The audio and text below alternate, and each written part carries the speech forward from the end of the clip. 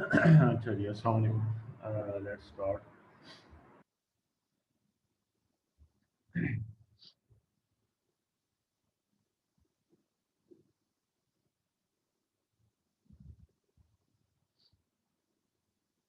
अच्छा, ये जो बुक है, दिस इज बी एल थराजा। और इसका जो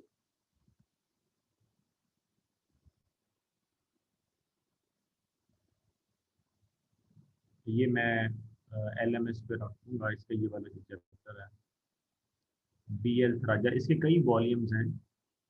ये हमारा जो अब वॉल्यूम कंसीडर कर रहे हैं, दैट इज वॉल्यूम 3।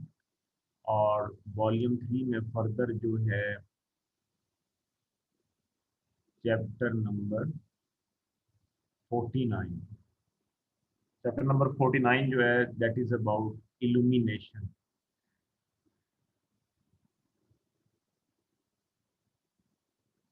इल्यूमिनेशन, ठीक है।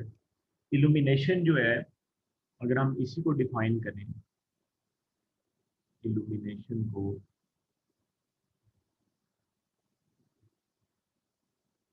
तो इसको इस बुक में उसने सिंबल जो है वो ई से रिप्रेजेंट किया, ई। और इसका जो यूनिट है, यूनिट दैट इज ल्यूमन्स। इसको हम एल एम भी लिख देते हैं, l m divided by metre square. और मीटर स्क्वेयर जो है वो किसका यूनिट है? Area, lumens by metre square. तो इसको हम l m by metre square भी लिख सकते हैं, यानी कि ल्यूमेंस बाय मीटर स्क्वेयर, इस तरह से। इसी को हम लक्स भी बोलते हैं, लक्स। लक्स, लक्स क्या है कि 1 मीटर स्क्वेयर एरिया जो है वो कितना इल्यूमिनेटेड है, ठीक है। Lux is defined as lumens by metre square. या आप इसको अगर इन वर्ड्स बताना चाहें, तो हम ये कहते हैं कि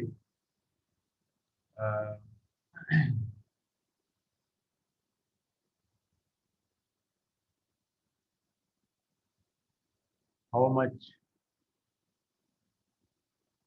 ए 1 metre square area is brightened. कई लफ्ज आप इस्तेमाल कर सकते हैं कि 1 मीटर स्क्वेयर का जो एरिया है वो कितना ब्राइटन्ड है या कितना इल्यूमिनेटेड है लाइट से, ठीक है। तो ये जो है वो इसका थोड़ा सा बैकग्राउंड है। ये चैप्टर जो है 49, जो मैंने जैसे बताया है, ये चैप्टर जो है ना, ये बहुत बड़ा चैप्टर है, बहुत ही बड़ा। और इसमें वो स्टार्ट करता है पोलर कर्व से, और इस तरह से जो है ना। तो लेकिन जाहिर बात है, it is not possible to cover this all the chapter. तो हम हम जहाँ से इसका स्टार्ट करेंगे, वो है लाइटिंग स्कीम्स, ठीक है। कि हम जो देखेंगे वो ये होगा कि लाइटिंग स्कीम्स कितनी हैं, ठीक है। इसको मैं आप जरा क्लियर कर देता हूँ आपको, मैं उसमें but we will consider in this chapter are the lighting schemes. Lighting schemes में आपके पास, इससे मुराद ये है कि आपने डायरेक्ट लाइटिंग स्कीम लगाई हुई है, ठीक है, या आपने जो है वो इनडायरेक्ट लाइटिंग स्कीम लगाई हुई है, ठीक है। डायरेक्ट लाइट से मुराद ये होता है कि आप सोर्स को देख सकते हैं, यानी अगर ये बल्ब है, if this is the source of the light, तो आप उसको देख सकते हो, यानी एक जो व्यूअर है वो उसको डायरेक्टली देख सकता है। ठीक है, this is the direct vision of the source of the light, कि आप सोर्स ऑफ द लाइट को डायरेक्टली देख लो, that is called the direct lighting scheme. अगर हम इनडायरेक्ट की बात करें तो ये इसके बिल्कुल ऑपोजिट होता है। वो कैसे कि जो आपका जो सोर्स ऑफ द लाइट होता है उसको आप जो है एक एक ओपेक उसका रिफ्लेक्टर होता है। ओपेक से मुराद ये है कि इस साइड पे लाइट नहीं जाएगी, ठीक है, इस वाली साइड पे, यानी ये वाला जो पोर्शन होगा, ये वाला ये वाला जो पोर्शन है, इस पे डायरेक्ट कोई लाइट नहीं है, नो डायरेक्ट लाइट। सही है। और ये जो है वो इसकी ओपेक यानी ये रिफ्लेक्टर है, या यूं आप कह लें कि बल्ब जो है उसको हमने एनक्लोज किया हुआ है एक रिफ्लेक्टर में, इस तरह से ये ओपेक है। अब क्या है कि लाइट सोर्स से लाइट जो है वो निकल रही है, बाहर से यानी ओपेक है इस तरह से, और अंदर से जो उसकी सतह है, जो उसकी सरफेस है वो सही स्मूथ है, शाइनी है, कि जो लाइट है वो यहाँ से इंसिडेंट होके तो रिफ्लेक्ट होती है, इट इट रिफ्लेक्ट्स बैक, और रिफ्लेक्ट होके तो ये जो बाकी का आपका कमरा है, ठीक है, यानी ये अगर आपका रूम है ये वाला, इस तरह से दिस इज योर रूम, तो इस रूम में जो अच्छा, ये रूम है आपका, ये सारा रूम, ठीक है, इसको आप चलें, ये फ्लोर है आपका, ये फ्लोर है। What is this? This is your floor. And what is this is these are your walls, ठीक है, ये भी वॉल है। तो फिर ये लाइट जो है वो यहाँ से रिफ्लेक्ट होके तो इधर वॉल्स पे पड़ती है, वॉल्स पे पड़ के आपको यहाँ पर मिल रही है। यानी जो आपको यहाँ पे जो आपका वर्किंग एरिया है या जो आपका जो फ्लोर है, उस पर आपको जितना भी पोर्शन जो है वो लाइट का मिल रहा है, वो सारे का सारा जो है वो क्या है, that is reflected, reflected light. ठीक है, तो इसको हम कहते हैं इनडायरेक्ट लाइटिंग स्कीम। तो ये इसका इंट्रोडक्शन है। अच्छा, फिर उसके बाद हम इस चैप्टर में जो कवर करेंगे, मैं एक इंट्रोडक्शन पहले दे दूँ, उसके बाद हम इस चैप्टर में जो कवर करेंगे दैट वुड बी जो है कि यूटिलाइजेशन फैक्टर क्या होता है। यूटिलाइजेशन फैक्टर यानी हम अपना ना जो स्कोप है इस चैप्टर में स्टडी का, वो इलेक्ट्रिकल साइड पर ही रखेंगे। ठीक है, या थोड़ा सा जरा अप्लाइड साइड पर। वैसे तो जारी बात है कि इलेक्ट्रिकल में बहुत वास्ट फील्ड है, सारी चीज़ें ही आ जाती हैं, मगर बहरहाल हम थोड़ा सा जो फोकस है ना वो आप देखेंगे कि थोड़ा सा हम जरा डिजाइनिंग की तरफ रखेंगे, जो स्कीम डिजाइनिंग है। ठीक है, यूटिलाइजेशन फैक्टर जो है उससे मुराद ये होता है कि आप जो लाइट सोर्स है उसकी लाइट को आप कितना इस्तेमाल कर रहे हैं।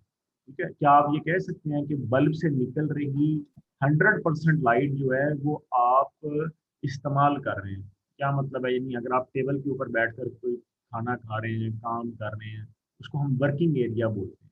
तो क्या आप कह सकते हैं कि आपका जो भी कोई वर्किंग एरिया है, चाहे आपका टेबल है या फ्लोर है, ज़मीन है, कोई भी जगह है, तो क्या उसके ऊपर लाइट सोर्स से 100% लाइट आ रही है? ठीक है, सो यूटिलाइजेशन फैक्टर से मुराद ये होता है कि गेटिंग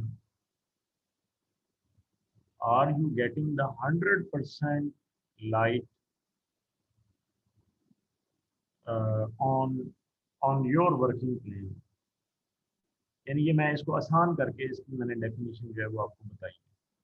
ठीक है, और अगर मैं इसको एक और सवाल की सूरत में बताऊं तो मैं यहाँ पर लिखूंगा, how much percentage of the light source you are getting on your working plane.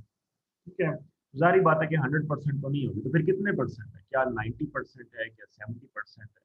जाहिर बात है फिर ये किस पर डिपेंड करेगा, इसकी जो डिपेंडेंसी होगी वो फिर लाइटिंग स्कीम पर है। क्या आपने डायरेक्ट लाइटिंग स्कीम लगाई हुई है, क्या आपने इनडायरेक्ट लाइटिंग स्कीम लगाई हुई है? डायरेक्ट में भी फिर आगे हमारे पास सेमी डायरेक्ट आ जाता है। ठीक है, एक एक इसकी ये टाइप है, और इसी तरह से इनडायरेक्ट में भी फिर हमारे पास सेमी इनडायरेक्ट आ जाता है, एक एक टाइप इनकी। तो ये टोटल फिर हम कहते हैं कि हमारे पास चार चार तो नहीं, मेनली दो दो टाइप्स हैं, उसके फर्दर आगे फिर एक एक सब टाइप है ये सेमी डायरेक्ट। कि चलें सारा पोर्शन आप नीचे ना लें, थोड़ा सा ऊपर रिफ्लेक्ट करवा लें, ठीक है। अच्छा, वो ऊपर जो रिफ्लेक्शन करवानी है ना, उसका क्या असर होता है वो भी मैं आपको चैप्टर में साथ साथ हम डिस्कस करते रहेंगे। So are you getting the 100% line on your working? तो यूटिलाइजेशन फैक्टर जो है वो जनरली 80% होता है, 70% होता है अगर आप फैक्ट्री में काम कर रहे हैं। फैक्ट्री एरिया जो है वो ज़रा सेंसिटिव होता है, जिसमें वर्कर को अपने वर्किंग टेबल पे अगर उसने लेथ मशीन चलानी है, अगर उसने कोई सीविंग आपकी कोई टेक्सटाइल वो है का मतलब जिसमें हैंडमेड कोई चीज़ बन रही है, या इलेक्ट्रॉनिक्स की फैक्ट्री है जहाँ पे लोग आपने देखा है कि वो फैब्रिकेशन है, आईसीज प्लेस करते हैं मैनुअली। तो अगर कुछ ऐसा है तो वहाँ पर लाइट का जो यूटिलाइजेशन फैक्टर है that should be very high, ठीक है। और आपका लाइट सोर्स साफ होना चाहिए, चमकदार होना चाहिए, उसमें मट्टी नहीं पड़ी होनी चाहिए, और रेगुलरली उसकी सफाई होनी चाहिए, ठीक है। तो ये यूटिलाइजेशन फैक्टर है। The next thing is the depreciation factor,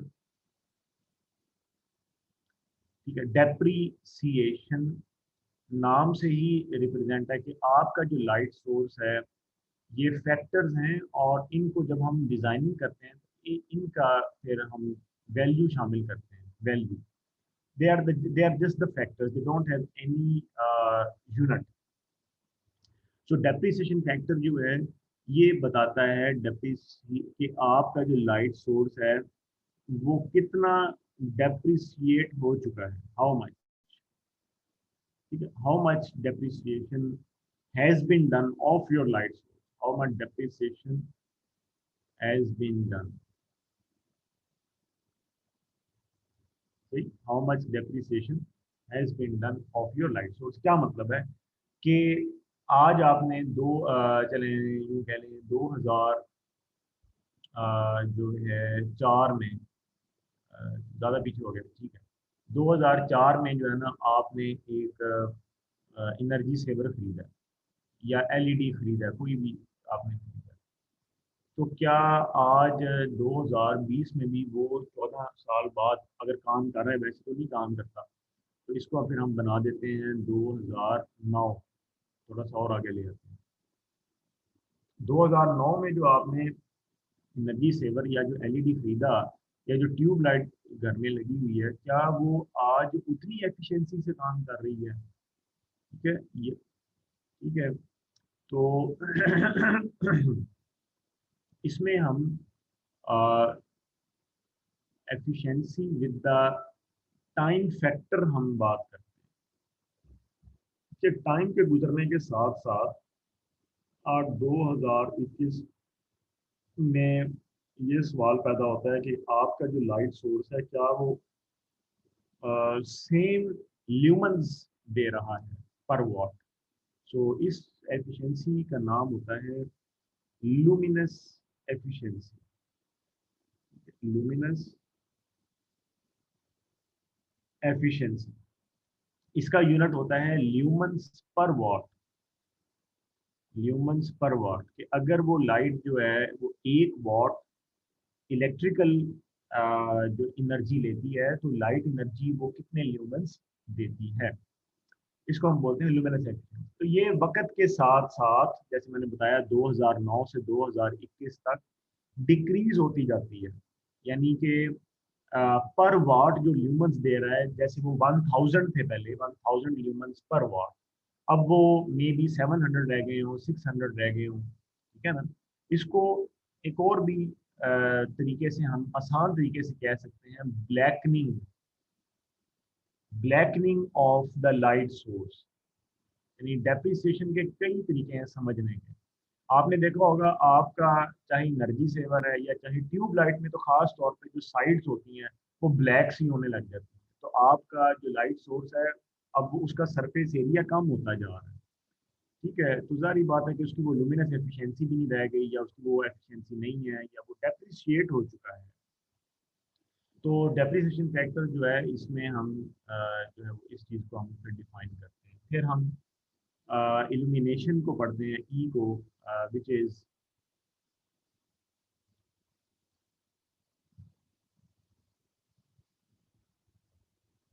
phi into A by eta रो।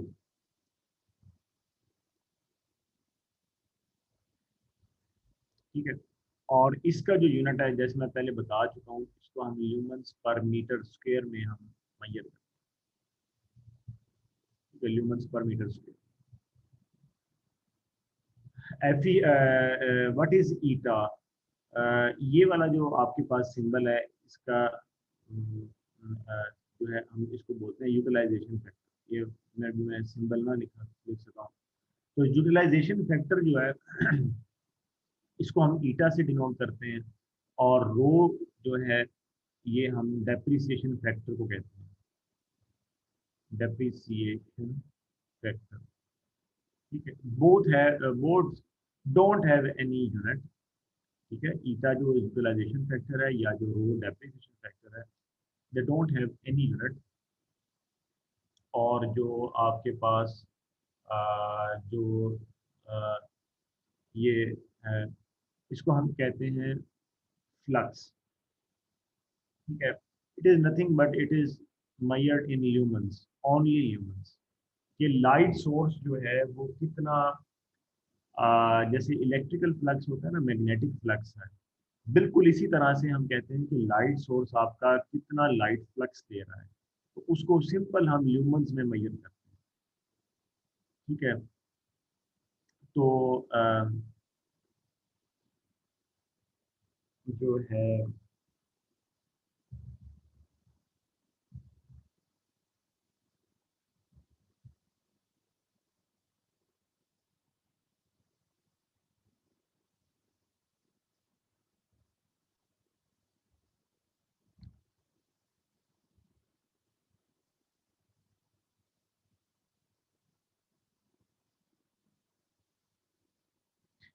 तो this is the illumination factor. ठीक है, ई को जैसे मैंने पहले बताया कि हम कहते हैं इल्यूमिनेशन,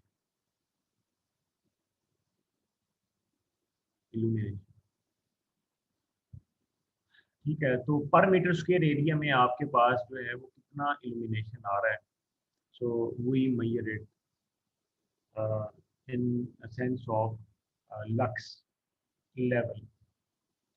अच्छा, ये फिर डिपेंड करता है कि आपका जो है वो एरिया, आपका यानी कि आप कहाँ पे काम कर रहे हैं। अगर आपका ऑफिस है, आप अपने घर में किस पोर्शन में, होम में किस पोर्शन में, जैसे मिसाल के तौर पर अगर आप स्टडी करना चाहते हैं तो कहते हैं कि 60 लक्स से ज़्यादा लाइट होनी चाहिए। ठीक है, और अगर आप ऑफिस में हैं तो उसमें भी जो भी स्टडी का, अगर आपका स्टडी टाइप काम है या और, तो उसमें 60 लाख से ज़्यादा। लेकिन बाज़ औक़ात ऑफिस में भी ऐसी प्लेसेस होती हैं जहाँ पे, या घर में भी जैसे स्टेयर्स हैं, वहाँ पर आपको इतनी ज़्यादा लाइट की ज़रूरत नहीं होती, वॉशरूम में इतनी ज़्यादा लाइट की ज़रूरत नहीं होती, लाउंज में इतनी ज़्यादा लाइट की ज़रूरत नहीं होती, या बेडरूम्स वगैरह में। तो हर एक जगह का लक्स लेवल डिफाइन होता है एक्चुअली। और ठीक है, फिर इसी तरह हमें सन से जो है वो कितना लक्स लेवल मिलता है, एक टेबल बना हुआ है बुक में, वो हम देख लेंगे। फिर इसी तरह अगर हॉस्पिटल है, ठीक है, वहाँ पे ऑपरेशन थिएटर है, जैसे वहाँ पर बहुत ज़्यादा लक्स लेवल रिक्वायर्ड होता है। ठीक है, या ना पेशेंट रूम है, अगर वहाँ पे क्या हो तो एक रूम का लक्स लेवल हो जाएगा।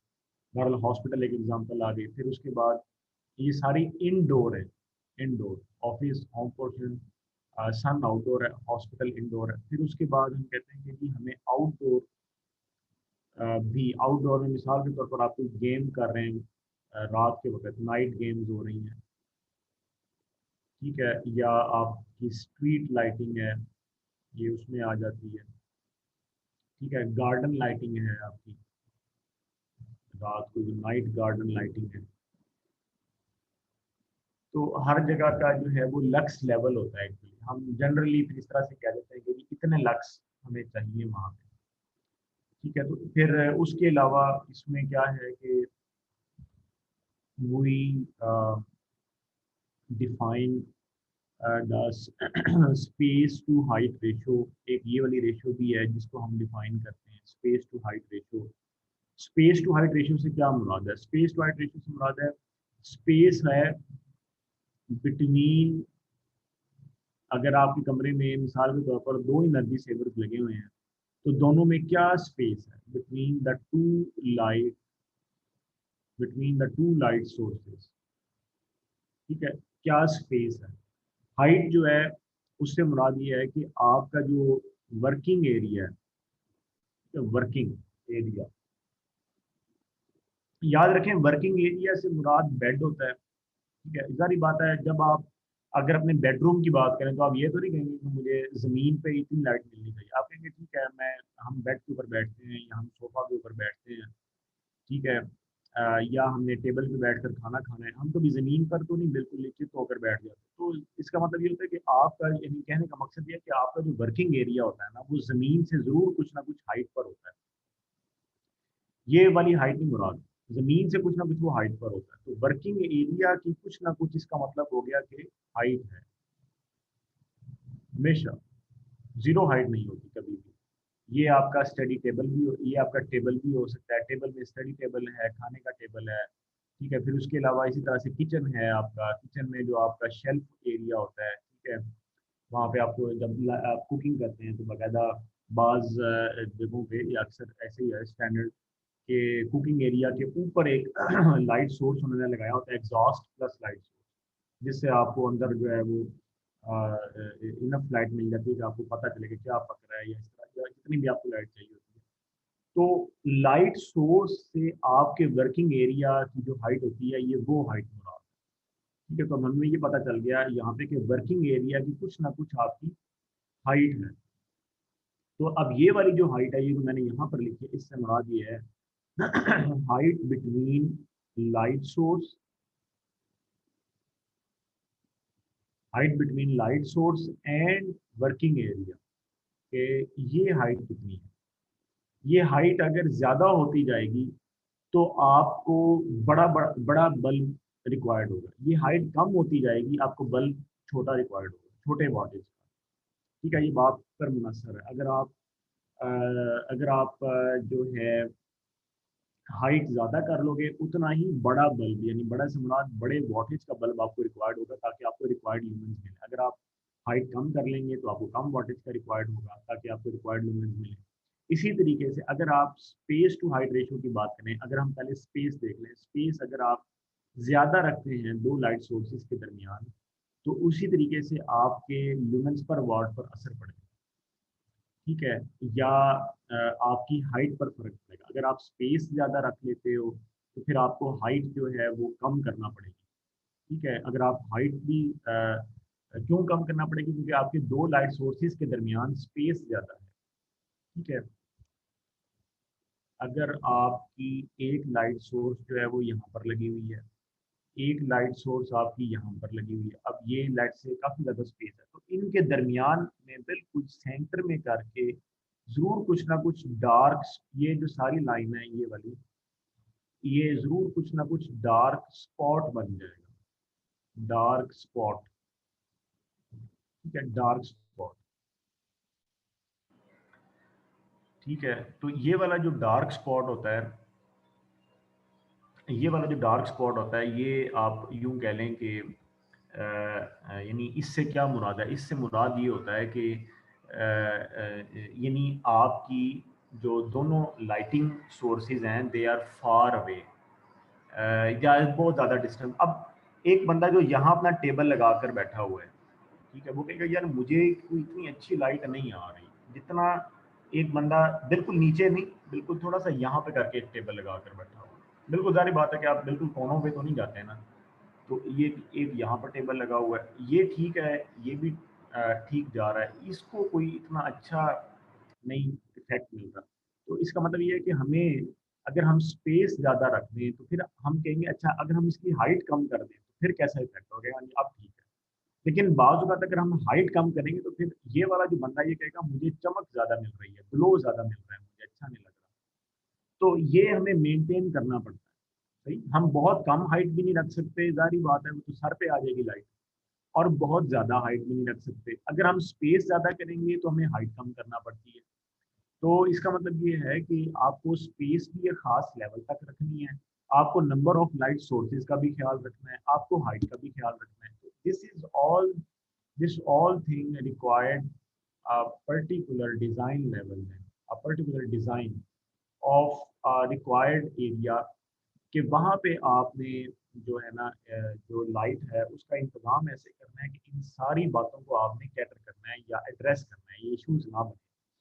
ठीक है, तो इस चैप्टर में ये दूसरा पोर्शन है डिज़ाइन का। पहले पोर्शन में हम एनालिसिस करेंगे, जो डाटा हमें एग्जांपल्स में दिया होगा कि अच्छा जी इसका लक्स लेवल क्या है, इसका इल्यूमिनेशन। दूसरे पोर्शन में फिर हम डिज़ाइन करेंगे, जैसे मिसाल के तौर पर आपको कहा जाएगा कि एक स्कूल का क्लासरूम है, एक फैक्ट्री एरिया है, एक ड्राइंग रूम है, एक ओपन फील्ड है, यहाँ पर आप लाइट को डिज़ाइन करेंगे, कितनी लाइट्स लगेंगी, कितने स्पेस पे लगेंगी, कितने हाइट पे लगेंगी, समथिंग लाइक दिस।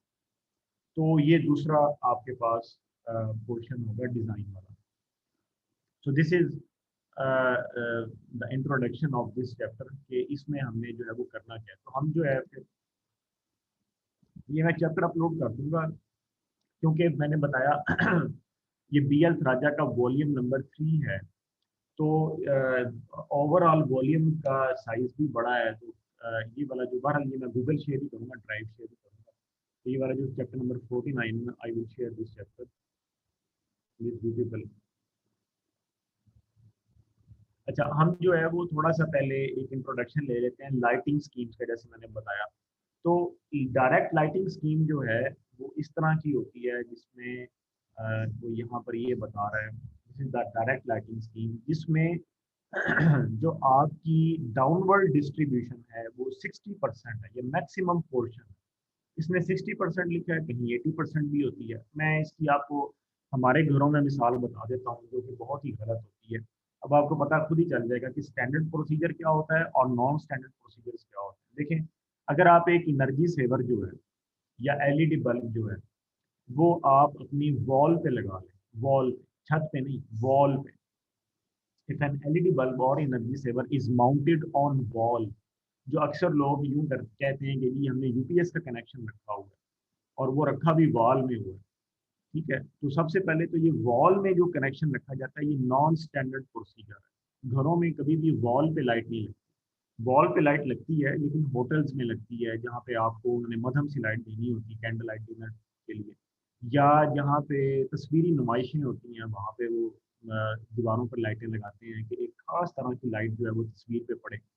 तो इस तरह का इफेक्ट घर में नहीं हमें चाहिए होता। लेकिन ये नॉन स्टैंडर्ड प्रोसीजर है कि घरों में दीवारों पर लाइटें लगा दी जाती हैं, वो डायरेक्ट लाइटिंग कहलाई। उस एनर्जी सेवर या LED के ऊपर कोई भी शेड नहीं होता। ठीक है, वो डायरेक्ट हमारी आंखों में पड़ता है और हमें ग्लो देता है। ठीक है, ये जैसे उसने यहाँ पर लिखा है, ये मैं भी हाईलाइट करता हूँ। You can see that he is writing that direct lighting दो मोस्ट एफिशिएंट, यानी अगर हम एफिशिएंसी के लिहाज से बात करें तो ये बड़ी अच्छी बात है कि हमें लाइट सोर्स का मैक्सिमम पोर्शन मिल रहा है, मुस्तफीज हो रहे हैं। लेकिन ये भी तो बात है ना कि ज्यादा अगर हम मुस्तफीज होंगे तो फिर हमें ग्लेयर मिलेगा। ग्लेयर का मतलब ये होता है चमक, आंखों में चमक होगी। ठीक है, आपको आपको आप शुरू में आपको लगेगा, लेकिन जब आप बर्दाश्त करना शुरू हो जाएंगे ना, तो आप को तब यानी ये आप सोच रहे होंगे कि हमें तो फील नहीं होता, मे भी आदत ही हो गई है। तो वो इसलिए क्योंकि आदत हो चुकी है। लेकिन अगर आप उसको लाइट को बंद कर देना, तो जो माथे पे आपकी लाइट पड़ रही थी आपको जरूर पता चलता है यार कोई चीज़ बंद हुई है, अच्छा है बंद ही रही, ऊपर से लाइट आ रही है। और दूसरा जो इफेक्ट होता है इससे, वो हार्ड शेडो मिलता है। हार्ड का मतलब होता है हार्ड। एक होता है लाइट शेडो। अगर ट्यूब लाइट हो जैसे मिसाल के तौर पर, तो हमारा शेडो जो होता है वो इंतहाई लाइट शेडो होता है। हार्ड शेडो का मतलब ये होता है कि जैसे जो पहले हम बल्ब इस्तेमाल करते थे ना, जो टंगस्टन फिलामेंट बल्ब है, उसमें जो शेडो मिलता था या जो हमें सनलाइट में शेडो मिलता है या जो कैंडल लाइट में हमें शेडो मिलता है, वो बड़ा हार्ड सा शेडो होता है। ठीक है, जिसमें पूरा बंदे का स्ट्रक्चर जो है वो एक नजर आता है, उसको हम हार्ड शेडो कहते हैं। तो डायरेक्ट लाइटिंग जो है वो इस लिहाज से फिर ठीक नहीं है। इसका मतलब ये है कि डायरेक्ट लाइटिंग को ऐसी जगह देना चाहिए जहाँ जैसे ऑपरेशन थिएटर हो गया, जहाँ आपने बहुत बारीकी का काम करना है, फैक्ट्री एरिया हो गया समथिंग, और उसमें भी यू कैन सी कि जो आपका जो लाइट सोर्स है ना, ठीक है, उसको अब ये जो उसने यहाँ पर ये इस तरह से ये जो उसने दिखाया है, ये वो बता रहा है कि ये आपका डिस्ट्रीब्यूशन हुई हुई है, यानी ये जो उसने ऐसे रिप्रेजेंट किया है ना, ऐसे इस तरह से एक उसने एप्पल सा बनाया हुआ है, इसका मतलब ये है कि आपकी जो लाइट है वो इस तरह से डिस्ट्रीब्यूट हो रही है, इस तरह से। तो डाउनवर्ड डिस्ट्रीब्यूशन वो ये बता रहा है कि ये मैक्सिमम है 60%, ठीक है। और ये वाला जो उसने दिखाया है ये एक एंगल है, इसको हम पोलर एंगल भी कहते हैं, हम ये कहते हैं कि ये पोलर कर्व है, ठीक है, या मतलब डाउनवर्ड पोलर कर्व। यहाँ पर अगर आप देखें तो ये कर्व इस तरह से बन रही है, डाउनवर्ड डिस्ट्रीब्यूशन। बाकी तो ये जरा साइड्स पर जा रही है ना, जैसे ये उसने यहाँ पर दिखाया। तो इस लाइन और इस लाइन के दरमियान हम कहेंगे कि ये वाला जो पोर्शन है लाइट का, ये साइड्स पर जा रहा है, और ये वाला जो पोर्शन है ये मैक्सिमम आपके पास नीचे आ रहा है, विच इज 60%, ठीक है। और बहुत माइन्यूट सा पोर्शन ऊपर को जा रहा है, ऊपर को यानी कि ऊपर की तरफ जा रहा है, लेकिन मैक्सिमम जो है वो नीचे की तरफ ही आ रहा है। तो डायरेक्ट लाइटिंग को उसने इस तरीके से भी दिखाया है कि बेशक हम ऊपर एक ग्लोब लगा दें, लेकिन लाइट सोर्स को आप देख सकें, यानी ये ज़रूरी नहीं है, मेरी बात से इसको इस तरीके से ना गलत समझिएगा या कंफ्यूज होइएगा, कि हम डायरेक्ट लाइटिंग में कोई ग्लोब नहीं लगाते, लगाते हैं लेकिन लाइट के ऊपर नहीं आना चाहिए, यानी लाइट को सारा कवर नहीं करना चाहिए, ठीक है। लाइट का, आप अगर लाइट को देख सकें तो वो डायरेक्ट लाइटिंग कहलाएगी, नहीं तो वो डायरेक्ट लाइटिंग नहीं होगी, मे बी वो फिर इनडायरेक्ट हो या semi direct. So that lighting scheme in which I can see or you can see the bulb or the light source, that is called the direct lighting, ठीक है। तो अब उसके ऊपर बेशक आप इस तरह का ग्लोब डाल लें, इस तरह का ग्लोब आप डाल लें, ठीक है, तो उसको हम कहते हैं शेड्स, ग्लोब्स या रिफ्लेक्टर्स। ये तीन तरह के नाम हम इस्तेमाल करते हैं, शेड्स, ग्लोब्स या रिफ्लेक्टर्स। इसका सबसे अच्छा जो है ना वो आप फानूस, हम उसको अपनी जुबान में बोलते हैं फानूस, कि हमने एक फानूस लटकाया हुआ है। वो फानूस जो होता है ना वो एक्चुअली आप यूँ कह लें कि सबसे बड़ी एग्जांपल होती है आपकी सेमी इनडायरेक्ट लाइटिंग स्कीम, ठीक है। सेमी इनडायरेक्ट यानी उसमें एक इफेक्ट पैदा किया जाता है कि बल्ब्स को बकायदा मोड़ दिया जाता है, पेंडेंट्स जो होते हैं या वो जो फिटिंग्स होती हैं, लाइट फिटिंग्स, उनको बकायदा बेंड कर दिया जाता है, ऊपर की तरफ बेंड कर दिया जाता है, कुछ को ऊपर की तरफ, कुछ को साइड की तरफ, कुछ को नीचे की तरफ, और उनको खास ग्लोब्स के अंदर एक रखा जाता है ताकि जब ये जलेगा तो एक अजीब सा इफेक्ट पैदा होगा या अच्छा सा जो भी। तो ये वो चीज़ें हैं, शेड्स, ग्लोब्स एंड रिफ्लेक्टर्स। इसकी एक मिसाल जो है वो आपकी जो गाड़ी की लाइटें हैं, ठीक है, ऑटोमोबाइल, यानी लाइटिंग का जो इंडस्ट्री है ना, जो लाइटिंग इंडस्ट्री वो इतनी बड़ी है कि अगर आप इसको इमेजिन करना शुरू करें तो आप हैरान रह जाएंगे कि हम जहाँ जहाँ जो है वो जो जो चीज़ें हम इस्तेमाल करते हैं या जहाँ रह कर चीज़ें इस्तेमाल कर रहे हैं वहाँ लाइट अगर जल रही है तो वो लाइटिंग की इंडस्ट्री में चीज़ आ जाती है। तो ऑटोमोबाइल है, ट्रक लाइट है, जितनी भी है, जितनी भी ये आप देखिए कि वो कितनी फोकस्ड लाइट होती है, या गाड़ी में आपको उन्होंने कितनी बीम्स दी, हाई लो बीम दिया होता है। तो वो जो बल्ब होता है वो वो खास बल्ब होता है, ठीक है। और इस तरह से जो उसके सामने जो रिफ्लेक्टर लगा होता है वो लेंस होता है उसमें, और फिर उसके आगे कॉनकेव एक सतह होती है या इस तरह से कॉन्वेक्स। तो वो कई तरह की रिफ्लेक्शंस हो के फोकस हो रही होती है लाइट, ठीक है। तो ये शेड्स से बात मैंने बताई।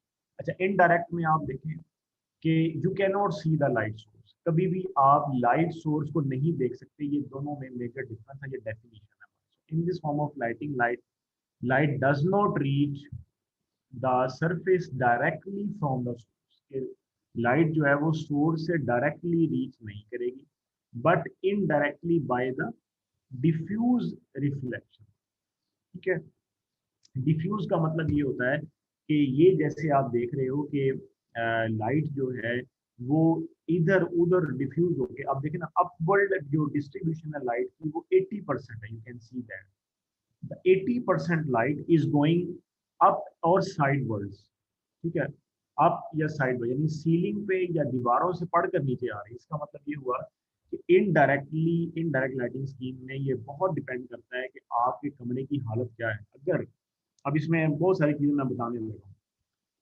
इनडायरेक्ट लाइटिंग स्कीम में ये डिपेंड करता है कि आपने सफेदी किस कलर की करवाई हुई है या आपके कमरे का पेंट कैसा है। अगर आपने गहरा कलर करवाया हुआ है, लेकिन जैसे कि सब्ज कलर करवाया हुआ है, ब्लू कलर करवाया हुआ है, रेड कलर करवाया हुआ है, वो भी गहरा, तो ये लाइट जो जब सीलिंग पे पड़ेगी सारे कमरे में, लेट्स से, तो ये लाइट जब वॉल्स पे या सीलिंग में पड़ेगी तो एब्जॉर्ब हो जाएगी। जो डार्क कलर होता है वो लाइट को एब्जॉर्ब कर लेता है, जितना डार्क करते जाओगे वो ब्लैक की तरफ जाता जाएगा। तो ब्लैक चीज जो होती है वो एब्जॉर्ब करती है लाइट। तो इसका मतलब ये हुआ कि अब आपको नीचे जो लाइट रिफ्लेक्ट होकर मिलने वाली है वॉल से या आपकी जो है सीलिंग, वो बहुत ही कम मिलने वाली है।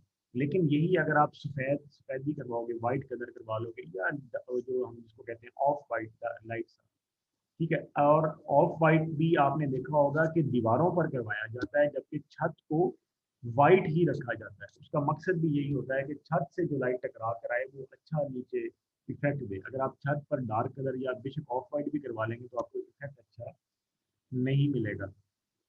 तो अब तो खैर वो फॉल्स सीलिंग आने लग गई है, तो फॉल्स सीलिंग में उन्होंने बहुत ज़्यादा और वो रखा होता है, और बल्ब को उन्होंने अंदर डायरेक्ट होता है लेकिन छुपाया होता है, अंदर काफ़ी सारा उसको कवर किया होता है, और बल्ब भी छोटा होता है, तो वो डायरेक्ट होते हुए भी डायरेक्ट नहीं लगता, वो बड़ा अच्छा लगता है।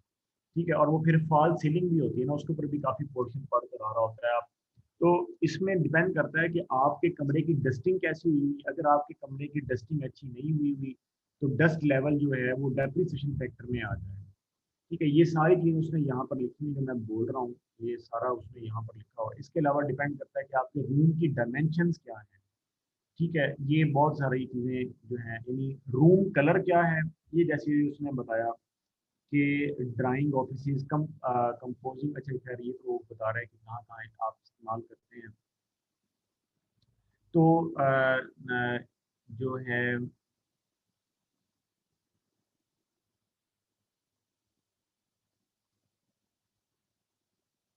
हाँ, तो वो ये कह रहा है कि जैसे उसने यहाँ पर लिखा कि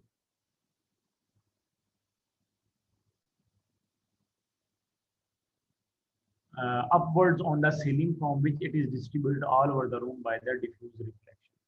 तो बहरहाल वो यहाँ पर इतनी तफसील नहीं लिख रहा, मे बी वो आगे आए जो मैं चीज़ें बता रहा हूँ, मैं बहुत सारी चीज़ें आगे पीछे करके बता रहा हूँ। बहरहाल द पॉइंट इज कि रूम कलर, रूम डस्टिंग और रूम डायमेंशंस, ये बहुत ज़्यादा चीज़ें डिपेंड करती हैं कि फाइनली जो रिफ्लेक्ट होकर लाइट आपके पास आ रही है वो आपके पास कितने परसेंट आ रही है। अच्छा, फिर वो कहता है कि ये बात हमें अच्छी नहीं लगती, क्योंकि बहुत सारे जो यूज़र्स होते हैं वो 50 to 100% जो बहुत सारे जो यूज़र्स होते हैं वो इनडायरेक्ट लाइटिंग स्कीम जो होती है उसमें डिप्रेसिव, ठीक है, मोनोटनस, जो आपके indirect lighting flat and monotonous and even depressive, ठीक है, वो डिप्रेसिव फील करते हैं। ठीक है, कि वो जो है जो प्योर इनडायरेक्ट लाइटिंग होती है, प्योर इनडायरेक्ट, यानी उसमें कोई सेमी पोर्शन नहीं है कि चले हम ये वाला जो उसने बताया कि 80% जो है वो ऊपर जा रही है, इस परसेंटेज को हम अगर कम कर दें तो फिर हमें ज़रा अच्छा लगेगा।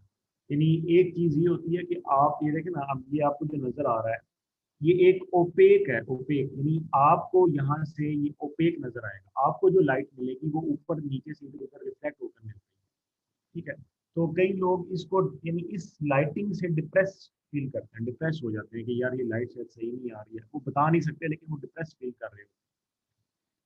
ठीक है, तो यहाँ पर ये उसने जैसे लिखा कि the light source will be suspended और the light source will be behind a cornice और इन सस्पेंडेड ओपेक बाउल्स। ठीक है, ओपेक बाउल्स में आपने उसको रखा होता है। ठीक है, तो एक बाउल के अंदर एक रिफ्लेक्टर होता है जो लाइट को फिर ऊपर की तरफ या वॉल्स की तरफ रिफ्लेक्ट करता है ताकि आपको इनडायरेक्ट लाइटिंग स्कीम मिल जाए। ठीक है, तो वो बता रहा है कि one of the main characteristics of the indirect lighting scheme क्या है, it is useful for the drawing offices, composing rooms and in the workshops, especially where the large machines and other obstructions would cast troublesome shadows if direct lighting were used. ये कहता है कि जी वहां पर use किया जाता है जहां पर आपके पास रूम में अगर कोई ऐसी बड़ी बड़ी चीजें पड़ी हैं जो कि शेडो क्रिएट कर सकती हैं, ठीक है।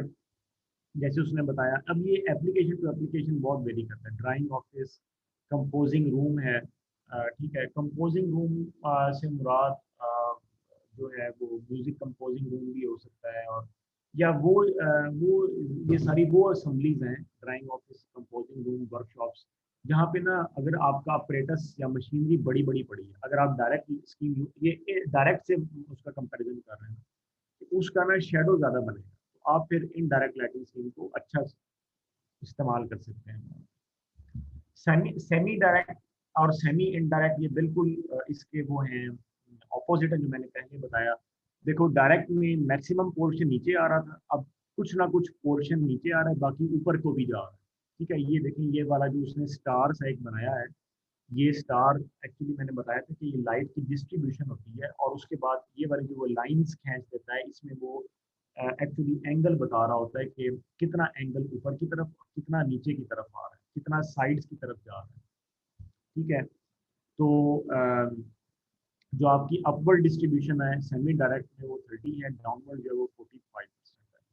और इसमें ट्रांसलूसेंट मटेरियल इस्तेमाल करेंगे। आपने ये चीज़ें पढ़ी होंगी फिजिक्स में, एक होता है ट्रांसपेरेंट, ठीक है, एक होता है ओपेक, एक होता है ट्रांसलूसेंट। तो जो आपके पास ट्रांसपेरेंट है मटेरियल आपका, ठीक है, ट्रांसपेरेंट रिफ्लेक्टर, अगर आपने अपने लाइट सोर्स को ट्रांसपेरेंट रिफ्लेक्टर लगाया हुआ है तो ये डायरेक्ट लाइटिंग स्कीम में आ जाता है। अगर आपने अपनी लाइट को ओपेक रिफ्लेक्टर लगाया हुआ है तो ये आपके पास इनडायरेक्ट लाइटिंग स्कीम में आ जाता है। अगर आपने अपनी लाइट को ट्रांसलूसेंट ट्रांसलूसेंट टाइप का रिफ्लेक्टर लगाया हुआ है तो ये फिर आपके पास सेमी में आ जाता है। सेमी चाहे वो फिर डायरेक्ट हो या फिर इनडायरेक्ट, दोनों में, ठीक है। तो ट्रांसलूसेंट मटेरियल जो है वो आपका डायरेक्ट और इनडायरेक्ट दोनों में, दोनों को कवर कर लेता है। फिर वो जो जो पोर्शन हमें थोड़ा सा नीचे की तरफ चाहिए होता है वो हमें मिल जाता है, या बाजू का हमें अगर ऊपर की तरफ चाहिए तो ट्रांसलूसेंट उस तरह हमें जो है वो काम करता है, ठीक है। तो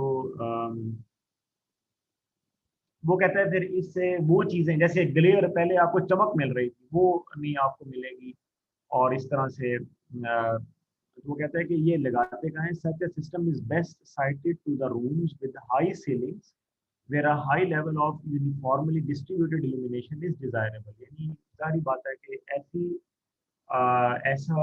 ऐसा रूम जिसकी हाइट ज़्यादा है और आपको जो है ना कुछ एक डिस्ट्रीब्यूटेड सा आपको लेवल मिले, ठीक है, डिस्ट्रीब्यूटेड लेवल मिले, डायरेक्ट लेवल ना मिले, कुछ डिस्ट्रीब्यूट यूनिफॉर्मली डिस्ट्रीब्यूट होता हुआ आपको लेवल मिले, ठीक है। तो glare in such units is avoided by using diffusing globes which may not only improve brightness towards the eye level but improve the efficiency of the system with reference to the working plane, ठीक है। तो ये वाला जो है, जैसे ये वाली लाइट एक लटक रही है, ये वाला पेंडेंट है, या ये तो खैर डिस्ट्रीब्यूशन है, ये दोनों जो है वो सेमी डायरेक्ट में आ जाते हैं। फिर सेमी इनडायरेक्ट है, और सेमी इनडायरेक्ट में जैसे बहुत सारा पोर्शन पहले ऊपर की तरफ जा रहा था, अब कुछ पोर्शन नीचे की तरफ भी आ रहा है, अपवर्ड्स अब 75 एंड डाउनवर्ड्स अब 10%, ठीक है। ये इसीलिए परसेंटेज कम है, ये मैं शुरू में ही बता दूं आपको, इधर से तो बता देता हूँ ताकि आपको बात क्लियर हो जाए। ये जो उसने लिखा हुआ है ना कि डाउनवर्ड 60% है, ये डायरेक्ट में जो उसने लिखा हुआ है ना, जैसे कि डाउनवर्ड 60% है, इसका आप सोच रहे होंगे कि बाकी का 40% कहाँ गया, तो मैंने बताया कि वो आपका वॉल्स पे पड़ रहा है, ठीक है, वॉल्स पे पड़ रहा है, लेकिन मैक्सिमम पोर्शन आपका 60% नीचे की तरफ आ रहा है।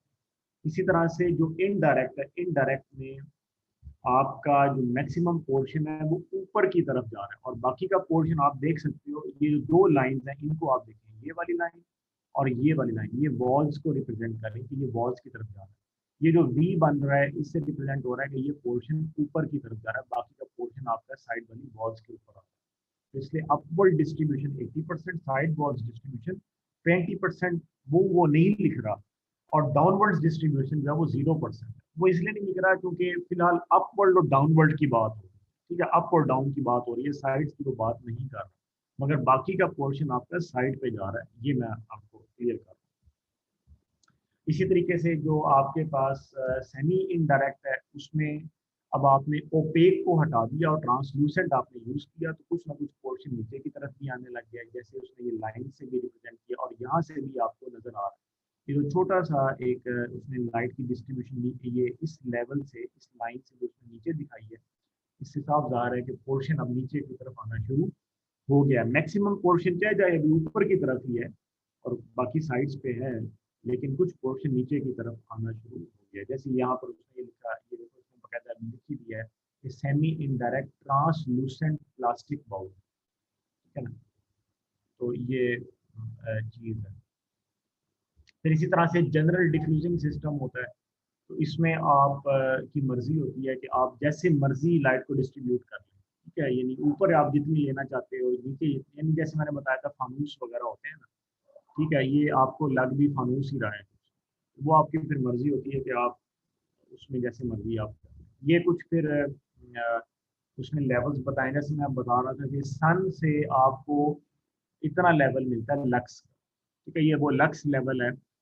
1,20,000 यानी 1,20,000 लक्स हमें सन से मिलते हैं फुल नून में, ठीक है, फुल नून यानी कि पूरा अगर आपका 12 बजे का वक्त है और जो है 1,20,000 लक्स हमें मिलता है, वे वे वे है, इसका कोई मुकाबला ही नहीं है। Diffuse day light near a window, diffuse day light यानी कि जब गुरूब हो रहा है तो 600 ल्यूमन्स पर मीटर स्क्वायर होते हैं, ठीक है, value varying widely, value wide vary कर सकती है। फुल मून लाइट जो है वो आपको 0.1 to 0.3 लक्स मिलती है सिर्फ, हालांकि अच्छा खासा हमें, अगर आप फुल मून में लाइट देखें तो हमें नजर आ रहा होता है, लेकिन वो बहरहाल 0.1 to 0.3 लक्स होता है। एक लक्स मीटर भी मिलता है बाजार से, उससे भी आप देख सकते हैं, वो आपको बता देता है। For reading usually 20 to 30 is generally considered sufficient, though daylight illumination is much higher। कि 20 से 30 का जो लक्स लेवल है वो मुनासिब होता है कि आपको हर चीज़ नज़र भी आ रही है और अपना काम आप स्मूथली कर सकते हैं, ठीक है। 20 to 30 का जो लेवल है वो क्या है, ठीक है। अच्छा, फिर वो ये कह रहा है कि ये एक टेबल है, जैसे मैंने बताया था बहुत सारी चीज़ों का, उसमें हॉस्पिटल्स में आपको जो हॉस्पिटल यार्ड यानी जो कॉमन प्लेसेस होती हैं वहाँ पे आपको 5 से 10 का लक्स लेवल चाहिए होता है। जो आपको बेडरूम वगैरह में चाहिए वो 20 से 40 है। ये क्या लिखा हुआ है उसमें, ड्राइंग ऑफिसेज, एग्जीबिशन, वो आपको 40 से, sorry, museums, drill halls for work of simple nature not involving close attention, वहाँ पे आपको 40 से 60 चाहिए होता है। और अगर आपने रीडिंग का काम करना है तो वो आपको 60 से 100 चाहिए। इसी तरीके से प्रूफ रीडिंग अगर आपने करनी है तो 100 से 200 चाहिए, कि अगर आपने काफ़ी देर काम करना है। यूजुअल रीडिंग के लिए 60 से 100 चाहिए, लेकिन अगर आपने काफ़ी देर काम करना है तो 100 से 200 का लक्स लेवल चाहिए। अब आप ये देख लो कि अगर ये लक्स लेवल नहीं होता तो आपकी आंखों पर असर पड़ता है, ठीक है, तो इसलिए be very careful with the light levels. और इसके ऊपर भी लक्स लेवल हैं, जैसे वो बता रहा है कि अगर आपने एक्स्ट्रा फाइन मशीन वर्क करना है, जैसे फैब्रिकेशन वर्क है इंडस्ट्री का, तो 200 से 500 का लक्स लेवल चाहिए।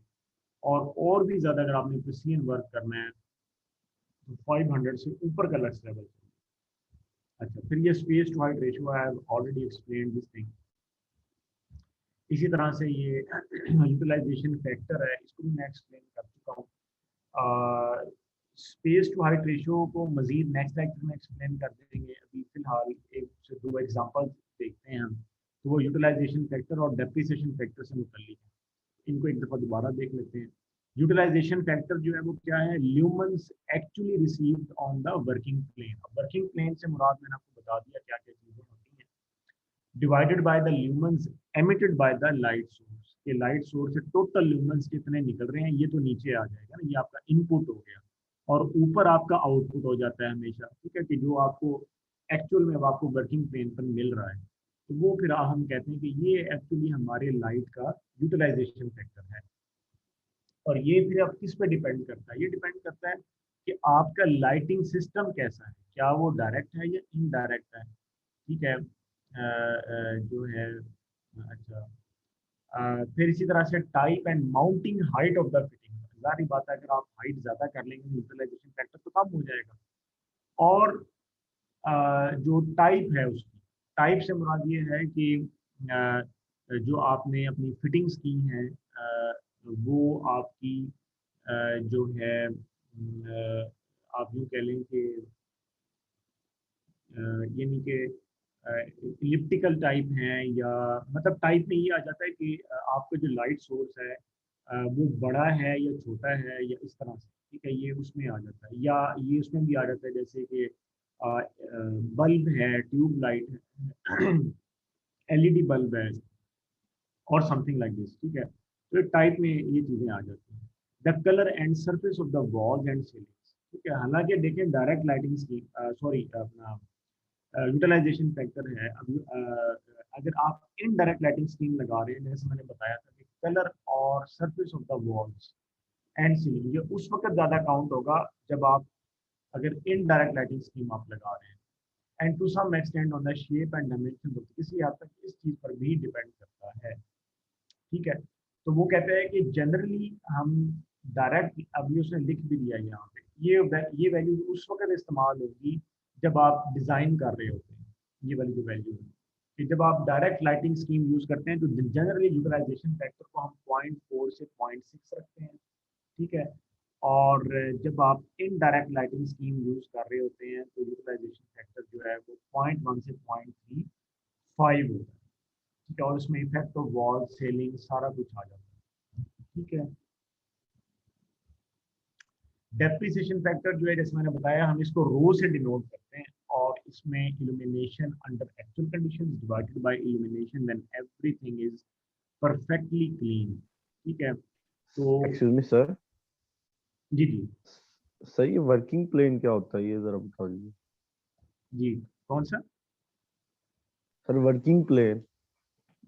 वर्किंग प्लेन जो है ना, ये मैंने बताया था कि वर्किंग प्लेन से मुराद है कि जो है आपका, नीचे भी आ रहा है कि वो तो राइट सोर्स, वर्किंग प्लेन से मुराद आपका टेबल है या आपका बेड है, यानी वो जगह जिस पर आप फोकस कर रहे हैं, जिस पर आप फोकस कर रहे हैं। हम कभी भी अगर एक रूम में चले जाएं, रूम अगर आपका फर्निश्ड नहीं है, अगर आपका रूम फर्निश्ड नहीं है तो हम यही कहेंगे ना कि भाई ये तो फर्निश्ड ही नहीं।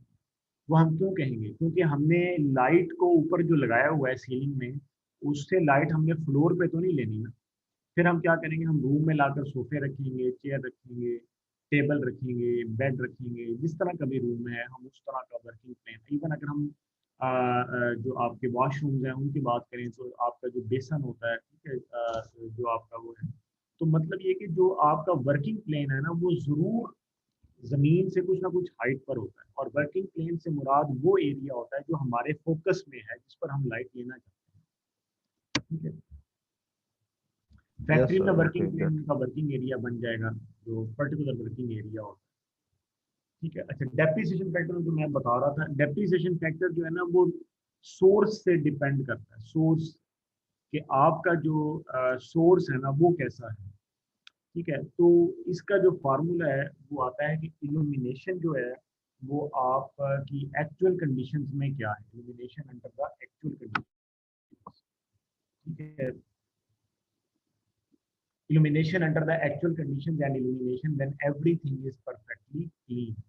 illumination under actual conditions मतलब अब इस वक्त एकदम आपसे कहा जाए, हाँ जी, कि अब आप लक्स मीटर लेकर जाएं, यानी लाइट मीटर जो है अपने कमरे में आप लेकर जाएं, और आपके रूम में डस्टिंग हुई या नहीं हुई, ऑडिट हो गया एकदम से, ठीक है जी, ऑडिट यानी एक्चुअल कंडीशन से मुराद ये है कि अब कोई भी वक्त नहीं है सफाई सफाई करने का, बस अब जो है ना अब चेकिंग होगी कि मीटर से चेकिंग होगी कि आपका कोई भी वर्किंग प्लेन है उस पर कितनी लाइट आ रही है।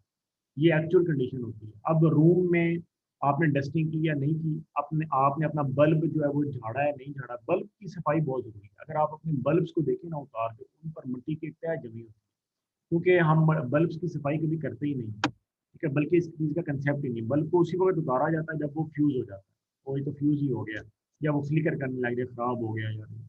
तो बल्ब को उतार कर जब आप साफ करेंगे तो उससे मुराद है परफेक्टली क्लीन, ऐसे जैसे आपने आज नया लगाया है, ठीक है। तो ये मुराद है। और फिर इसी तरह से अगर आप सफाई की बात करें तो जनरली हम अपने फर्श की सफाई करते हैं, हम अपनी वॉल्स की सफाई नहीं करते। वॉल्स की सफाई ज़्यादा से ज़्यादा ये की जाती है कि जाले शाले उतार लिए जाते हैं, वॉल्स की सफाई नहीं की जाती अक्सर। और उससे भी दूसरी ये बात है कि आपने अपने वॉल्स के ऊपर बाज़ का पेपर लगाए होते हैं खूबसूरती के लिए, या कुछ समथिंग इस तरह पेंट किया होता है खास जो है। तो ये एक्चुअल कंडीशन से मुराद वो है जिनमें आप रह रहे हैं, इल्यूमिनेशन उससे मुतासर होती है, depend divided by when everything is in the ideal condition, ठीक है। तो डेप्रिशिएट का मतलब ये होता है कि विच फैक्टर्स आर इंक्लूडेड, जो मैंने बहुत सारे फैक्टर्स ये गिनवाए हैं, ये सारे उसमें इंक्लूड। कलर आपने क्या करवाया रूम में, सर मैं गिनवा चुका हूं। उन कंडीशन में आपको क्या इल्यूमिनेशन मिल रहा है। और अब ये उसने यहाँ पर लिख दिया, ये बहुत इंपॉर्टेंट एक सारा वो है सेंटेंस कि ये देखिए, ये ऊपर वही चीजें बता रहा है जो मैंने जैसे ये बता चुका हूँ, आप यहाँ पढ़ भी सकते हैं। ब्लैकनिंग और एक्यूमुलेशन ऑफ डस्ट और dirt on the globes and reflectors etcetera वगैरह जो भी है, ठीक है। सिमिलरली वॉल्स एंड सीलिंग वगैरह, या सिंपल सी बात ये है ना कि अगर आप सफेदी करवाते हैं या आप पेंट करवाते हैं रंग, उसके बाद आप वो इफेक्ट महसूस होता है यार, लग रहा है कि जैसे चमक चमक सी आ गई कमरे में। तो उसका मतलब ये होता है कि आप आइडियल कंडीशन। अच्छा, the value of this factor may be taken as 1 by 1.3 if the lamp fittings are likely to be cleaned regularly, कि अगर आप बहुत एक पीरियोडिक इंटरवल्स पे आप सफाई का ख्याल रखते हैं इन सब चीज़ों का बहुत ज़्यादा, तो ये फैक्टर की जो वैल्यू है वो 1/1.3 होगी। लेकिन अगर आप ख्याल नहीं रखते, ऑपोजिट कंडीशन है, तो इसकी वैल्यू 1/1.5 होगी, ठीक है। अब 1/1.3 की वैल्यू बड़ी होती है और 1/1.5 की वैल्यू छोटी होती है। तो ये हमने याद रखना है इस तरीके से कि when everything in is going in periodic order, कि आप सफाई का ख्याल रखते हैं, तो डेप्रिसिएशन की जो वैल्यू है वो बड़ी है। ये हमें वैसे ऑपोजिट नज़र आ रहा है, हालांकि होना ये चाहिए था कि उसकी वैल्यू कम होती क्योंकि डेप्रिसिएशन फैक्टर है। लेकिन ये आपको उस वक्त पता चलेगा when I will discuss this formula, this. जब हम ये वाला फार्मूला डिस्कस करेंगे तो आपको तब पता चल जाएगा। सो इसकी वैल्यू अब हमने याद रखना है कि बड़ी होती है अगर आप सफाई करते हैं, छोटी होती है अगर आप सफाई नहीं करते। अब मैं अगर ये वाला फार्मूला पढ़ूं तो ये है फ्लक्स का फार्मूला, टोटल ल्यूमेंस का फार्मूला, ठीक है। ल्यूमेंस पर मीटर स्क्वायर, ये लक्स कहलाता है, ई के इल्यूमिनेशन कहलाता है, जैसे यहाँ पर उसमें लिखा हुआ कि ई जो है ये इल्यूमिनेशन कहलाता है। इल्यूमिनेशन या ब्राइटनेस या ब्राइटन कितनी चीज है, ल्यूमन्स पर मीटर स्क्वायर, इसी को हम लक्स कहते हैं। लेकिन अगर मैं सिंपल ल्यूमन्स की बात करूं कि एक लाइट सोर्स कितना लाइट का फ्लक्स दे रहा है, तो उसको हम फाई से डिनोट करते हैं, ठीक है। उसका यूनिट सिर्फ ल्यूमन्स ही होता है, ठीक है। So that is E A by eta rho, ठीक है। तो जो है वो इसका यूनिट होता है।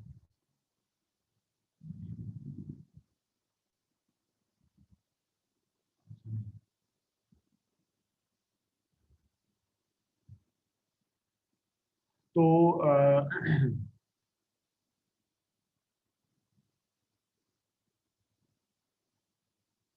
अच्छा अच्छा, हाँ मे बी मुझे याद आ रहा है, हाँ बिल्कुल। अच्छा, इस चीज़ को ना करेक्ट कर लें, एक मे बी वो मैं थोड़ा सा, वो ये है कि जो ये फार्मूला था मैंने ये लिखा था E is equal to phi A by eta rho करके ना, तो वो एक्चुअली ये ऑपोजिट है।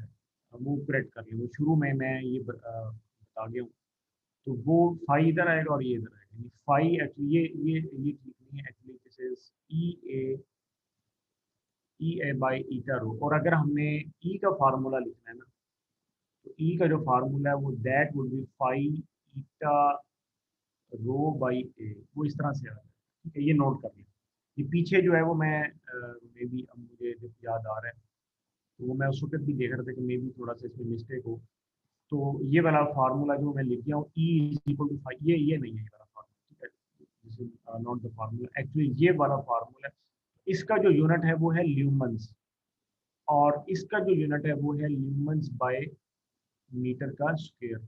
इसका जो यूनिट है वो है मीटर का स्क्वायर। तो ये मीटर स्क्वायर से कैंसिल और ये ल्यूमन्स बन जाते हैं। इन दोनों के कोई भी यूनिट नहीं होते। ठीक है, नो यूनिट। ठीक है, तो ये नोट कर लें, ये हमारा रिकॉर्डिंग में भी आ जाएगा। तो एक्चुअली ये वाला फार्मूला, और अगर मैंने ई निकालना है तो सारी बात है ऊपर वाले फार्मूले से 5 ईटा रो बाई ए आ जाएगा। ठीक है, तो उसमें फिर इसका यूनिट जो है वो ल्यूमन्स बाई मीटर स्क्वायर बन जाता है, क्योंकि ए का यूनिट मीटर स्क्वायर और 5 का यूनिट ल्यूमन्स, और ईटा और रो का कोई भी यूनिट नहीं होगा। ठीक है, तो ये नोट कर लीजिए, सबसे जरूरी है चीज़। अच्छा, अब इसमें आप देखें कि अगर आप ये डिज़ाइन लेवल पे आ जाएगी बात। मैं फिर उस वक्त ही बता दूंगा, अभी मैं क्विकली नेक्स्ट लेक्चर में इसको बता दूंगा। इसमें बहुत सारी डिस्कशन होगी जब हम डिज़ाइन करेंगे। अभी मैं ये चाह रहा हूँ कि हम एक से दो ना इसकी एग्जांपल्स को हम जल्दी से पिक करें, ताकि ज़रा थोड़ा इंटरेस्ट लेवल आपको बना रहे कि इसकी जो न्यूमेरिकल एग्जांपल्स हैं वो बहुत ही इंटरेस्टिंग है। तो पहले जो 2 से 3 एग्जांपल्स हैं ना, वो सिर्फ एनालिसिस ही है। तो आप देखिए, वो कहते हैं कि जी एक रूम है और ये उसका एरिया है which is 8 metre into 12 metre. ठीक है, ये उसका एरिया है। इज लाइटेड बाय 15 लैंप्स, उसमें 15 लैंप्स लगे हुए हैं। And to a fairly uniform illumination, और सारे कमरे में हमारे पास एक यूनिफॉर्म इल्यूमिनेशन है। और वो क्या है जी, 100 ल्यूमन्स पर मीटर स्क्वायर। इसका मतलब पता क्या होता है? इसका मतलब ये होता है कि कमरे के हर कोने में, कमरे का जो हर कोना है वो 100 ल्यूमन्स पर मीटर स्क्वायर वहां पर इल्यूमिनेशन लेवल है। ठीक है, चाहे आप एक कोने में चले जाएं, दूसरे में, तीसरे में, चौथे में, सेंटर में आ जाए, क्योंकि 15 लैंप्स जो लगे हुए हैं। तो 15 लैंप्स आपने इसीलिए लगाए हैं ताकि आपका कोना कोना जो है ना, एक एक आपका जो पर मीटर स्क्वायर जो एरिया, वहां पर आपको 100 ल्यूमन्स मिले। ठीक है, इसको हम कहते हैं यूनिफॉर्म इल्यूमिनेशन। तो ये स्टूडेंट्स बिल्कुल इसी तरह ही है, जिस तरह से आपको याद होगा हमने वो पढ़ा था ना इलेक्ट्रोमैग्नेटिक्स में, कि आपका जो फ्लक्स डेंसिटी है वो यूनिफॉर्म। ठीक है, चार्ज फ्लक्स डेंसिटी या इस तरह से करंट जो डेंसिटी है वो यूनिफॉर्म है। तो जब भी हम यूनिफॉर्म की बात करते हैं, उसका मतलब ये होता है कि पर मीटर स्क्वायर आपको सेम चीज मिल रही है।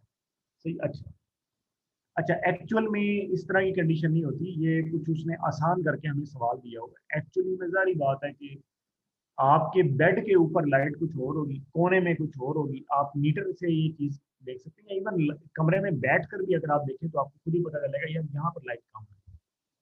ठीक है, तो इस ये वाला जो क्वेश्चन है ये उसने हमारी आसानी के लिए दिया है, जिसमें वो यूनिफॉर्म इल्यूमिनेशन का जिक्र कर रहा है। ठीक है, वरना अगर नॉन यूनिफॉर्म इल्यूमिनेशन होगी तो वो क्वेश्चन पे डिफरेंट तरीके से सॉल्व होगा। ठीक है, तो हमारी आसानी के लिए द पॉइंट इज, मैं आपको इसलिए बता रहा हूँ कि अगर आपका 8 बाई 12 का कमरा है, यानी 8 इंटू 12 का अगर आपका रूम है, तो उसका हर पर मीटर स्क्वायर जो है वो सेम ल्यूमन पे 100 ल्यूमन। ठीक होगी बात। Calculate the utilization factor, coefficient या फैक्टर ईटा, वो कहता है जी आप निकालिए ईटा, जो इसको हम ईटा बोलते हैं। ठीक है, given that the output of each lamp is 1600 lumens, यानी वो जो 15 लैंप आपने लगाए हैं ना, उनमें से हर लैंप जो है ना वो 1600 lumens जो है वो दे रहा है। ठीक है, तो इसको जो सॉल्व है वो अब देखिए वो कैसे कर रहे हैं। हमारे पास जो फार्मूला है वो क्या है, ईटा का जो फार्मूला है वो हम पीछे देख लेते हैं। फार्मूला आपके पास है जी कि total lumens emitted by the light source. सबसे पहले तो हम ये निकाल लेंगे। ठीक है, कि जो 15 जो आपके पास लैंप्स हैं वो टोटल कितने ल्यूमेंस दे रहे हैं। सही है ना।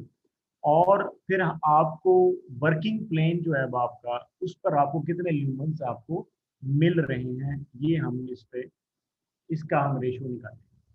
तो अब आप ये देखो कि ये टोटल ल्यूमेंस पहले उसने निकाल लिए, कैसे भला। ठीक है, ये उसने हमें टोटल ल्यूमन्स निकाल लिए पहले, और वो ऐसे कि 15 लैंप्स हैं और हर लैंप 1600 ल्यूमन्स दे रहा है, तो ये टोटल ल्यूमन्स आपके पास आ गया 24,000 ल्यूमन्स। ये टोटल ल्यूमन्स आ गया आपके पास। फिर ये अब आप नीचे रख देंगे, जैसे उसने यहाँ पर नीचे रखा हुआ। ऊपर हम डिवाइड किससे करेंगे कि lumens received by the working plane of the room, ठीक है, and which is 8 into 12 into 100, ठीक है। अब हमें ये उसने क्योंकि गिवन दे दिया कि आपके रूम का हर कोना वर्किंग प्लेन बन चुका है इस वक्त, सही है। Now each and every corner of the room is your working plane, और वो मैं पहले एक्सप्लेन कर चुका हूँ क्यों है। इसीलिए उसने इसको डायरेक्ट 8 इंटू 12 एरिया लिया, और अब चूंकि आपके रूम का हर चीज वर्किंग एरिया बन चुका है, इसलिए उसने पूरा रूम का एरिया ले लिया और उसको 100 से मल्टीप्लाई कर दिया, which is the illumination factor to get the required lumens. कि हमें जो है सारे कमरे में कोने कोने में टोटल जो है ना जी वो 9600 ल्यूमन चाहिए, 9600 ल्यूमन आपको चाहिए, सही है ना। तो ये तो था ना पर मीटर स्क्वायर, ये आपके पर मीटर स्क्वायर उसने बताया था ना। तो अब आपने टोटल जो एरिया है जो आपका वर्किंग प्लेन है, total area of the room is your working plane, ये आपका वर्किंग प्लेन है। तो इस पर टोटल ल्यूमन्स आपको ये मिल रहे हैं, ठीक है, ये आप मिलने चाहिए। अब इनका रेशियो अगर आप लेंगे तो आपका यूटिलाइजेशन फैक्टर जो है वो फकत 40% बनता है। वो क्यों? आपने खुद ही देख लिया कि आप 24,000 प्रोड्यूस कर रहे हैं, लेकिन आपकी जो रिक्वायरमेंट है वो क्या है, 9600 यूनिट्स। अब आप सोच रहे होंगे कि रिक्वायरमेंट को बढ़ा ही लेते यार, ये बढ़ ही जाता, तो ठीक है। तो ये जो आपने लिखा हुआ है ना 100 ल्यूमन्स पर मीटर स्क्वायर, तो ये डिपेंड करता है कि आपकी एप्लीकेशन क्या है। मे बी अब आपकी यही जो हमने पीछे टेबल नहीं पढ़ा था ये वाला जो है, अब आपकी एप्लीकेशन ही ऐसी होगी ना जिसमें आपको 100 ल्यूमन्स पर मीटर स्क्वायर जो है वो चाहिए होंगे, ठीक है, आपकी एप्लीकेशन ही ऐसी है। आप मे बी आपका ड्राइंग ऑफिस है या समथिंग, आपकी एप्लीकेशन ऐसी जहाँ पर आपको 100 ल्यूमन्स पर मीटर स्क्वायर चाहिए, तो इसीलिए उसने यहाँ पर 100 ले लिया। अगर आपको अच्छा, एक ये भी हो सकता है, एक ये भी हो सकता है कि आप लैंप कम लगाएं। आपने लैंप भी तो बहुत ज़्यादा लगाए हैं, जब आप लैंप ज़्यादा लगा रहे हैं तो जाहिर बात है 24,000 बड़ा ही फिगर आएगा ना, ठीक है ना। अगर आप लैंप थोड़े, लेकिन ये उसके डिज़ाइन में है, तो ये डिज़ाइन उसने हमें करके दिया, हमने सिर्फ इवेलुएट किया। तो जब हम अपने तौर पर डिज़ाइन करेंगे ना तो ये हमारे हाथ में हुई चीज़ें, फिर हम देख लेंगे कि हमने क्या करना है, ठीक है। चलो नेक्स्ट एग्जाम्पल देखते हैं, एक और छोटी छोटी एग्जाम्पल में, एक से दो ही एग्जाम्पल्स करते हैं, बाकी नेक्स्ट लेक्चर में देख लेंगे। अच्छा, वो कहते हैं the illumination in a drawing office. अब ये कोई ड्राइंग ऑफिस है विच इज 30 मीटर। अच्छा, ये जो ड्राइंग ऑफिस होता है ना, ये इसमें आप कई तरह के काम कर सकते हैं। मतलब हमारे वैसे घरों में तो कहते हैं ना ये ड्राइंग रूम हमने मेहमानों के लिए रखना है, उसका कंसेप्ट ये होता है। तो ड्राइंग ऑफिस जो है it is just not for drawing only, but इसमें आप मतलब ये एक ड्राइंग का मतलब ये होता है कि आप उसमें कुछ भी जो है ना कंपोजिंग का काम कुछ भी आप कर सकते हो, ठीक है। तो बहरहाल illumination in a drawing office is 30 metre into 10 metre is to have a value of 250 lux. ये उसका एरिया है कि ड्राइंग रूम हो गया, और आपका ये ऑफिस है, तो ये उसका लक्स लेवल है। लक्स क्या है, लूमन्स पर मीटर स्क्वायर, ठीक है। Is to have a value of 250 lux, यानी कि पूरे पूरे ऑफिस में, इस पूरा एरिया में, अगेन ये अब आपका पूरा वर्किंग प्लेन, फिर से ये पूरा वर्किंग प्लेन बन चुका है, ठीक हो गया। इस सारे एरिया में मुझे 250 लक्स चाहिए, ठीक है। और हमारे पास अब सोर्स क्या है, 300 वाट के फिलामेंट लैंप्स हैं हमारे पास, ठीक है जी, 300 वाट के फिलामेंट। वो कहता है कि if the coefficient of utilization, ये अब हमें उसने गिवन दे दिया, ये 0.4 है। डेप्रिसिएशन फैक्टर जो है वो 0.9 है। ये वैल्यूज उसने हमें गिवन दे दी है। सो वो कहते हैं कि आप number of lamps find out करें कि भाई कितने रिक्वायर्ड है, ये 300 वाट के कितने लैंप लगेंगे, ठीक है। और एक और फैक्टर भी उसने हमें दिया है which is called the luminous efficiency. अभी मैं पीछे बता कर आया था वो लुमिनस एफिशिएंसी का।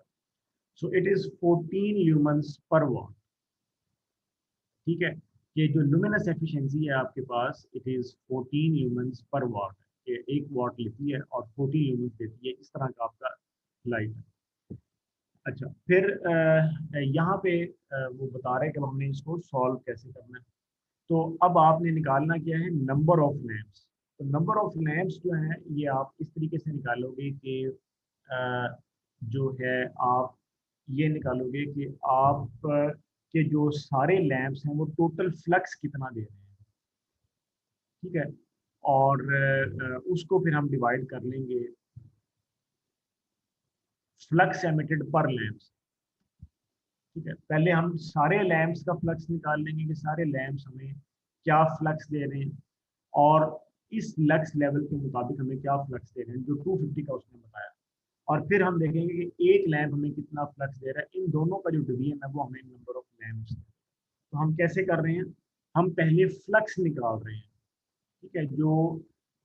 जो हमें रिक्वायर्ड फ्लक्स है, ये जो 250 लक्स है ये क्या है, 250 लक्स है ये रिक्वायर्ड इल्यूमिनेशन लेवल है या ब्राइटनेस लेवल है। और ये वाला जो आप निकाल रहे हो phi is equal to E A by eta rho, ये जो इसने यहाँ पर निकाला है, ये है कि आपके जो 300 वाट के सारे लैंप्स हैं वो टोटल कितना फ्लक्स दे रहे हैं, ठीक है। तो ये हमने निकाल लिया, ये देखना 250 into area, phi is equal to E A by eta rho, ये वाला फार्मूला है। तो 250 into 300 by zero point 0.4 into point, just putting the values and you are getting the total flux emitted by 300 watt lamps। अभी still हमें उनका number नहीं पता, लेकिन हमें ये पता चल गया है कि हमारे पास टोटल इनपुट क्या आ रही है, ठीक है। 300 वाट लैंप्स की ल्यूमन्स में इनपुट क्या आ रही है, ये एक्चुअली बात है, ठीक है। अगर कोई बंदा कहता है कि टोटल जो इनपुट आपको 300 वॉट लैंप्स की लूमन्स में आएंगी, तो वो क्या है, ई ए बाई ईटा रो। और ई क्या है, ये वो रिक्वायर्ड लक्स लेवल है। तो 250 का लक्स लेवल जब हमें रिक्वायर्ड था तो हमें लूमन्स कितना रिक्वायर्ड है, 2,08,333 लूमन्स रिक्वायर्ड है। लक्स लेवल की तो 250 है ना, बहुत ज़्यादा लक्स लेवल रिक्वायर्ड है। तो इसीलिए जो टोटल हमें फ्लक्स रिक्वायर्ड है लैंप से वो भी बहुत ज़्यादा है।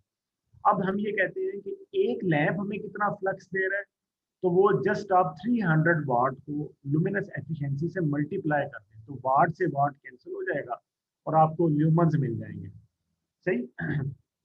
तो 300 मल्टीप्लाई 14, तो ये आपको एक लैंप का लक्स फ्लक्स लेवल मिल जाता है, एक लैंप, ठीक है। फिर वो कहता है कि number of the lamps required, अब आपके पास क्या आ जाएंगे, ये total flux produced by all the lamps, और ये एक लैंप का फ्लक्स है। दोनों को जब आप डिवाइड करेंगे तो टोटल लैंप्स आपके पास आ जाएंगे विच आर 50, ठीक है। तो ये इस तरीके से ये इसका एनालिसिस है। ये जो ऊपर उसने दिया है ये डिज़ाइन है, आगे जाके इसको हम खुद करेंगे, अभी फिलहाल वो डिज़ाइन दे रहा है तो हम इसको सॉल्व कर रहे हैं। तो नेक्स्ट जो इसकी एग्जांपल्स हैं वो हम नेक्स्ट लेक्चर में डिस्कस करेंगे, ठीक है जी। तो कोई क्वेश्चन है तो वो पूछ लें, फिर I will and this lecture. Sir इसका सिलेबस कितना है टोटल? जी जी, सर ये सिलेबस अभी रहता है और कितने चैप्टर करने हैं? हाँ हाँ, अभी जब तक हमारे लेक्चर्स हैं तब तक सिलेबस चलेगा। अभी तो ठीक। इल्यूमिनेशन स्टार्ट हुआ है, मे बी ये लाइटिंग के बाद हम वो स्टडी हीटिंग और